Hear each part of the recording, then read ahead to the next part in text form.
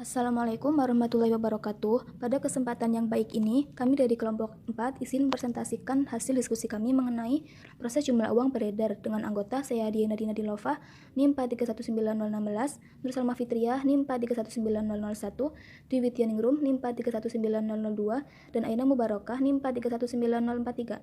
Sebab yang akan kami bahas yaitu neraca bank sentral, uang primer, permintaan dan penawaran uang primer, dan multiplier uang. Untuk lebih jelasnya, mari kita simak materi bersama-sama. Pembahasan yang pertama yaitu definisi neraca bank sentral.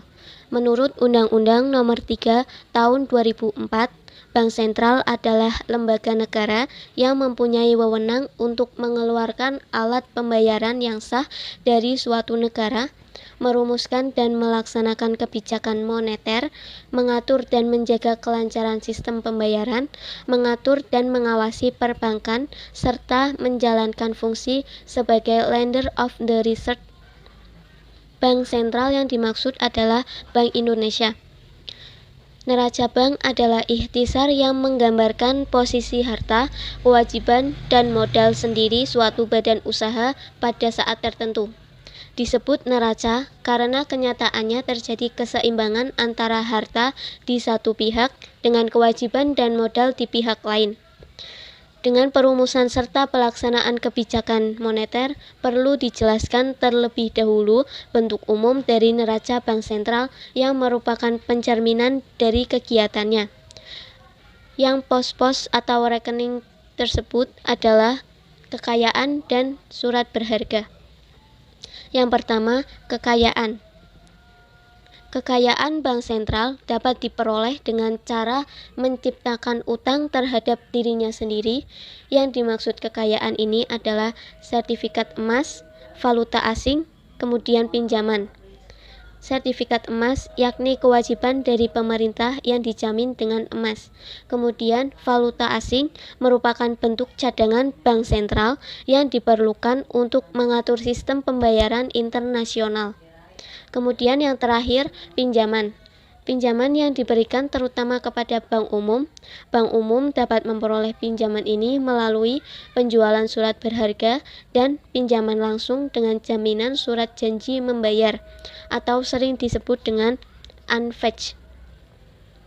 Kemudian yang kedua, surat berharga.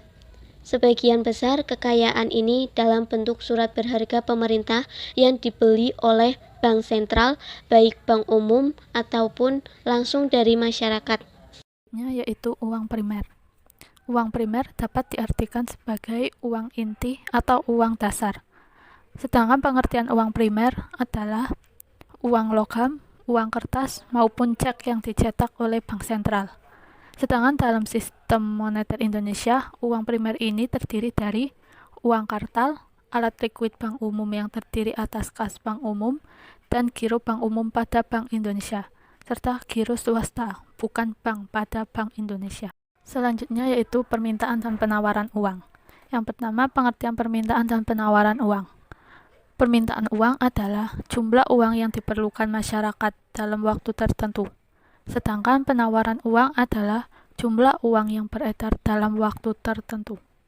Faktor-faktor yang mempengaruhi permintaan uang. Yang pertama, dorongan melakukan transaksi. Agar bisa melakukan transaksi untuk memenuhi berbagai kebutuhan sehari-hari, masyarakat memerlukan uang. Yang kedua, dorongan berjaga-jaga. Untuk menghadapi berbagai kejadian yang tidak terduga, seperti sakit dan kecelakaan, masyarakat perlu memegang uang untuk berjaga-jaga. Yang ketiga, dorongan spekulasi. Masyarakat yang berpendapat tinggi biasanya mampu melakukan transaksi yang bersifat spekulatif untuk mencari keuntungan. Yang keempat, tingkat harga. Apabila harga-harga barang dan jasa semakin tinggi pula permintaan terhadap uang. Yang kelima, tingkat suku bunga. Semakin tinggi tingkat suku bunga, semakin kecil permintaan terhadap uang. Yang keenam, ekspektasi dan perkiraan. Apabila masyarakat memperkirakan keadaan ekonomi menjadi lebih baik, maka permintaan terhadap uang akan meningkat, sebab masyarakat akan lebih terdorong untuk melakukan transaksi lebih banyak. Yang terakhir yaitu meningkatnya produksi barang dan jasa. Agar bisa melakukan pembelian atas peningkatan produksi barang dan jasa, masyarakat membutuhkan uang lebih banyak, sehingga permintaan akan uang pun meningkat. Faktor-faktor yang mempengaruhi penawaran uang yang pertama yaitu kebijakan moneter bank sentral. Penawaran uang atau jumlah uang yang beredar sangat dipengaruhi oleh kebijakan moneter, karena bank sentral dapat menambah atau mengurangi jumlah uang yang beredar. Yang kedua, tingkat pendapatan masyarakat. Semakin tinggi pendapatan masyarakat, maka akan semakin banyak jumlah uang yang dimiliki masyarakat, sehingga jumlah uang yang beredar juga akan semakin tinggi. Yang ketiga, tingkat harga. Jika harga barang dan jasa naik, maka harus tersedia lebih banyak lagi uang agar masyarakat bisa membayar kenaikan tersebut. Yang keempat, selera masyarakat. Jika selera masyarakat terhadap barang dan jasa meningkat, maka akan mendorong peningkatan permintaan. Lalu yang kelima, meningkatnya produksi barang dan jasa. Jika peningkatan produksi barang dan jasa yang tidak diimbangi dengan penambahan jumlah uang yang beredar, maka akan mengakibatkan deflasi. Agar tidak terjadi deflasi, maka pemerintah perlu menambah penawaran uang. Yang keenam, kebijakan anggaran yang perlu dianut. Jika negara menjalankan kebijakan anggaran deflasi, maka semakin tinggi belanja negara akan semakin tinggi pula penawaran uang. Sebab bank sentral harus menyediakan uang lebih banyak untuk menutupi anggaran yang defisit. Salah satu caranya yaitu dengan cara mencetak uang yang baru. Oke, untuk materi selanjutnya yaitu multiplier uang.